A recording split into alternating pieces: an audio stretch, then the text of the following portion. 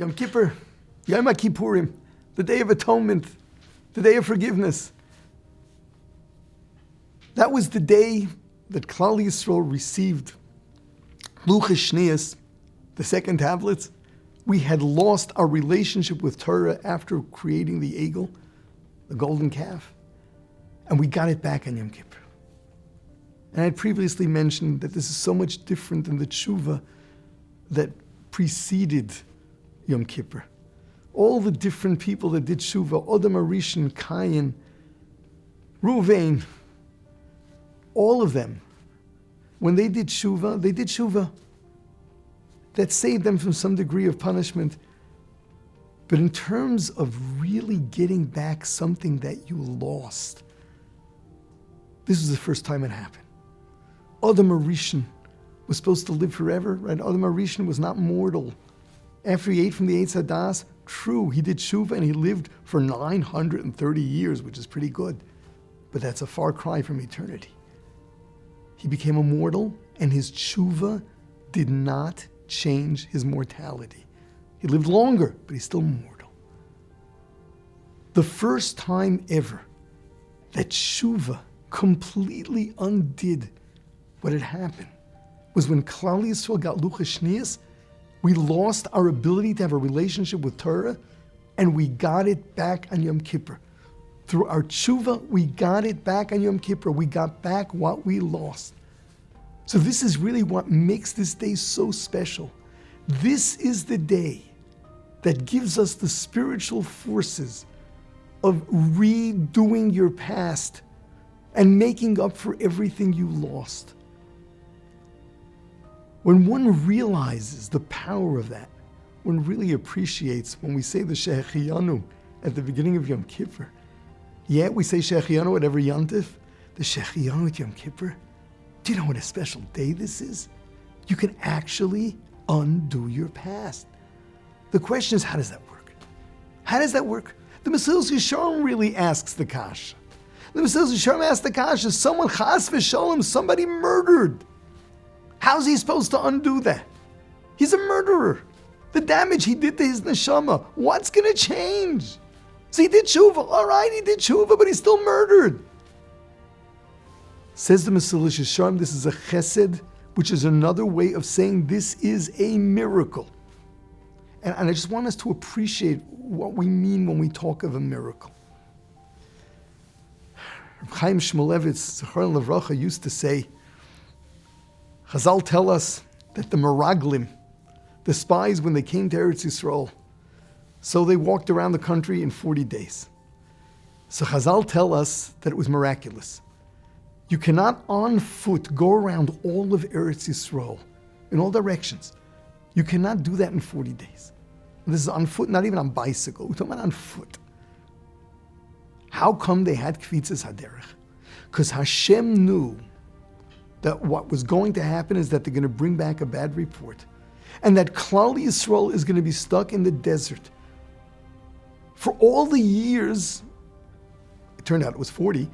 But it was all the years that correspond to the number of days that the Meraglim spent walking around Eretz Yisrael looking for trouble.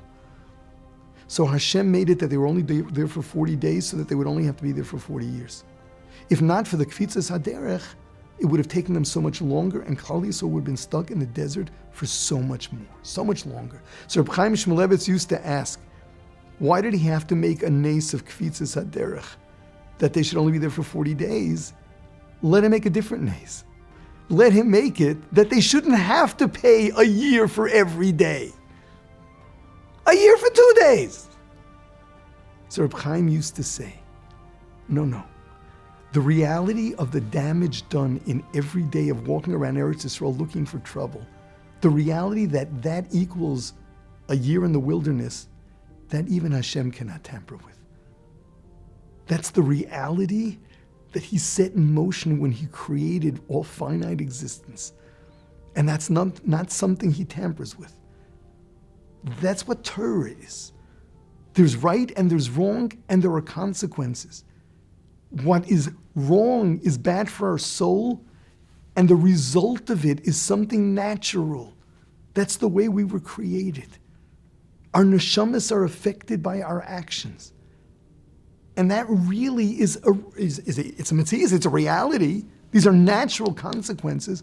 And Hashem doesn't tamper with that. That's Torah. He doesn't change. The Torah doesn't change. What he could do was make fitzas haderech, to change the speed at which a human being can walk. Oh, that's just changing the physical world. The physical world, Hashem has the liberty to change whenever he feels like it. He never limited himself in the ability to do that. If we understand that the damage done to our neshamas by Aveira is natural, it's a reality. Every mitzvah gives more life, quality of life to your neshama. Every Aveira chas v'sholem diminishes our quality of life here and for all of the eternity. It affects our neshamas. So how does Teshuvah work? How do we undo the damage? So Mesilat Yesharim is saying it's a miracle. Wow. This is a miracle on the level of changing the spiritual reality. How does Hashem do that? Doesn't this go against the very concept of, I guess, the reality of Torah, the rights and the wrongs and the natural consequences were set in stone at the highest, the earliest levels of creation? How does that happen? So Mesilat Yesharim says that nothing involves a pardon. There's no such thing as scot-free. There's no such thing. It's that things are given a little more credit than they should, perhaps. A person's suffering is almost like death, for example. He gives that as an example. But that there's a manner to everything that's going on.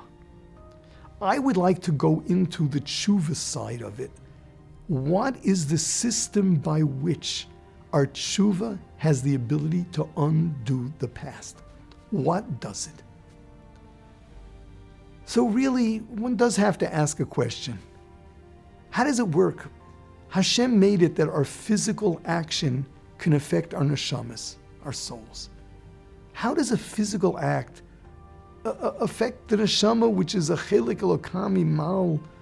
It's a piece of ruchnius. It's all spiritual. How does my physical act go and destroy that? What is the relationship between what we do with our bodies and the state of our neshamas? How does that work? Exactly how does that work? So we have to know. We have to know, we have to understand what we're made of. The human being was created from an Adama. Our bodies are made of matter. That not only includes our physical beings, it includes our DNA, our physical life. We refer to this as nefesh, or nefesh habahami. This is the nefesh. That's physical life, the finest form of physical life, which is what's encoded in our DNA. That includes all of our personality traits, all of our instincts. That's on one side. Then you got the other side, our neshama. And the neshama, the chelik elokami mal. The neshama that knows right from wrong. The neshama that's pure knows reality. It knows what's good for it. It knows what is life-giving. We access our neshama by way of our intuition. Our intuition meaning our intellect, but something deeper than our intellect.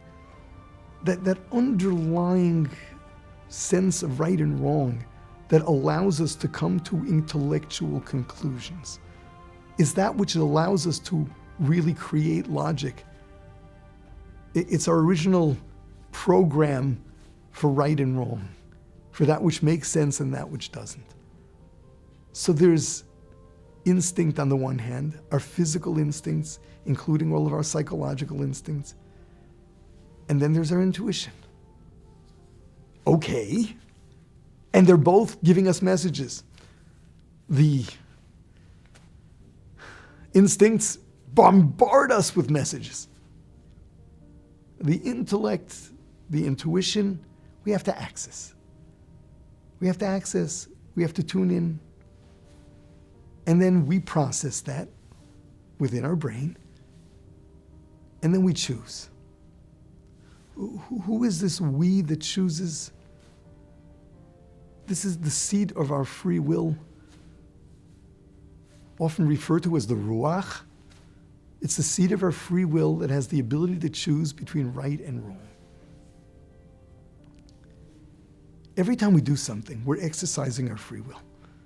Even if what we exercise was the ability to not choose, the ability to not think, the ability to leave ourselves on autopilot and let the instincts run away with us. That too is a decision. That's our choice.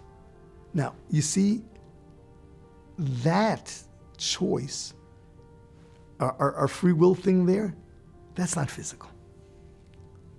Unlike our instincts, that is not physical. That's something else. That's something higher. The ruach. That's something higher. It is by way of our free will choices that we actually affect the neshama, because that's happening on a high level. It's not really the physical act. It's really the choice, the free will expression. What have we chosen to do or not do? That's what affects our neshamas. That is what affects our neshamas.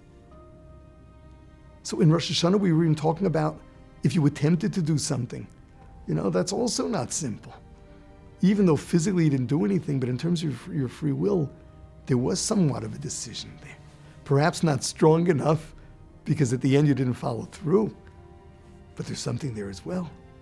And of course, the other side of it, which we really want to do a mitzvah, and for some reason it just didn't materialize, where we say you really meant it, and it definitely affects your neshama. Definitely affects your neshama. So essentially, everything revolves around our free will choices. This is key to understanding the Teshuvah process and the manner by which we can undo the past within our neshamas.